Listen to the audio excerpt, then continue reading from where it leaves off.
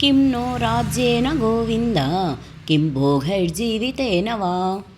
येषामर्थे काङ्क्षितं no राज्यं भोगाः सुखानि च त इमेकवस्थिता युद्धे प्राणां त्यक्त्वा धनानि च आचार्यः पितरः पुत्रास्तथैव पितामहः मातुलः स्वसुरः पौत्राः स्यालः सम्बन्धिनस्तदा एतान् हस्तुमिच्छामि ज्ञतोऽपि मधुसूदन अपि त्रैलोक्यराज्यस्य हेतोः किं नु मही कृते निहत्य धार्तराष्ट्रान्नः का ప్రీతిః స్యాత్ జనార్దన. ఓ గోవింద, మేము ఎవరి కొరకైతే రాజ్యమును సుఖమును చివరకు జీవితమును కోరుకుంటున్నామో వారే ఇప్పుడు ఈ యుద్ధరంగంలో నిలబడినప్పుడు వాటి వలన మాకు ఉపయోగమేమిటి? ఓ మధుసూదన, గురువులు, తండ్రులు, పుత్రులు, తాతలు, మేనమామలు, మామలు, మనుమలు, బావమరుదులు, ఇతర బంధువులు తమ ప్రాణాలను ఆస్తులను త్యజించడానికి సిద్ధపడి నా ఎదుట నిలబడి నన్ను చంపగోరినప్పటికీ నేనెందుకు వారిని చంపగోరాలి? ఓ సకల జీవ పోషకుడా, ఈ దరిత్రి మాట అటుంచి ముల్లోకాలను పొందిన నేను వారితో యుద్ధం చేయడానికి సిద్ధంగా లేను. ధృతరాష్ట్రుని పుత్రులను చంపడము ద్వారా మేమెట్టి ఆనందాన్ని పొందగలము? భాష్యము. గోవులకు ఇంద్రియాలకు శ్రీకృష్ణుడే సకలానంద విషయము కనుక అర్జునుడు అతనిని గోవింద అని సంబోధించాడు. ఈ ప్రత్యేక పద ప్రయోగము ద్వారా అర్జునుడు ఏది తన ఇంద్రియాలకు సంతృప్తిని కలిగిస్తుందో దానిని శ్రీకృష్ణుడు తప్పక తెలుసుకోవాలని సూచిస్తున్నాడు. కానీ గోవిందుడు మన ఇంద్రియ తృప్తి కొరకే ఉద్దేశింపబడలేదు. అయినా గోవిందుని ఇంద్రియాలను మనము సంతృప్తిపరచడానికి యత్నిస్తే అప్రయత్నంగా మన ఇంద్రియాలు కూడా సంతృప్తి చెందుతాయి. లౌకికంగా ప్రతి ఒక్కడూ తన ఇంద్రియ తృప్తినే కోరుకుంటూ ఆ తృప్తిని భగవంతుడు ఇవ్వాలని అనుకుంటాడు.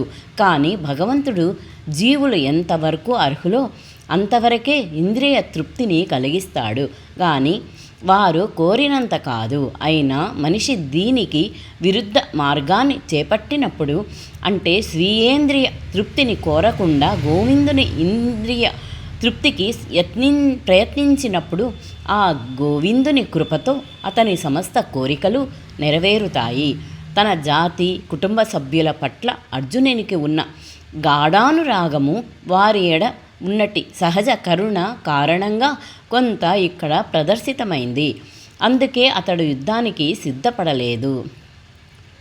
ప్రతి ఒక్కడు తన సంపత్తులను బంధుమిత్రులకు చూపించాలని అనుకుంటాడు.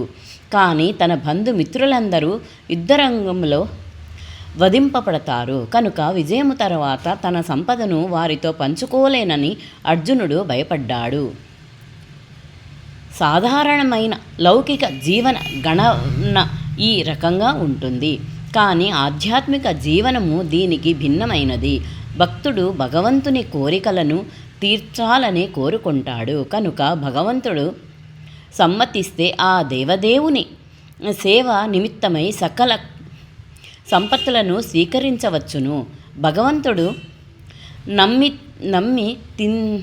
సమ్మతించకపోతే అతడు చిల్లి గవ్వనైనా తాకకూడదు. అర్జునుడు తన బంధువులను చంపగోరలేదు. వారిని సంహరించవలసిన అవసరమే ఉంటే కృష్ణుడే స్వయంగా వారిని వధించాలని అతడు అనుకున్నాడు.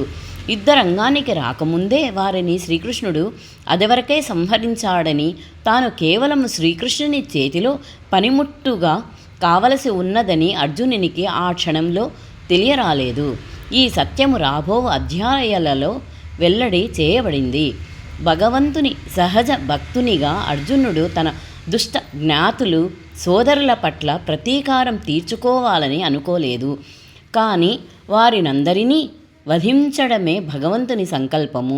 భక్తుడెన్నడూనూ దుర్మార్గుని పట్ల ప్రతీకారము చేయడు. కానీ భక్తుని పట్ల దుర్మార్గులు చేసే ఎటువంటి అపరాధాన్ని భగవంతుడు సహించడు.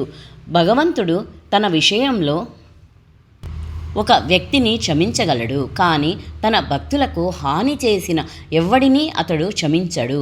అందుకే అర్జునుడు క్షమించగోరిన దుష్టులందరినీ సంహరించడానికే భగవంతుడు నిశ్చయించుకున్నాడు.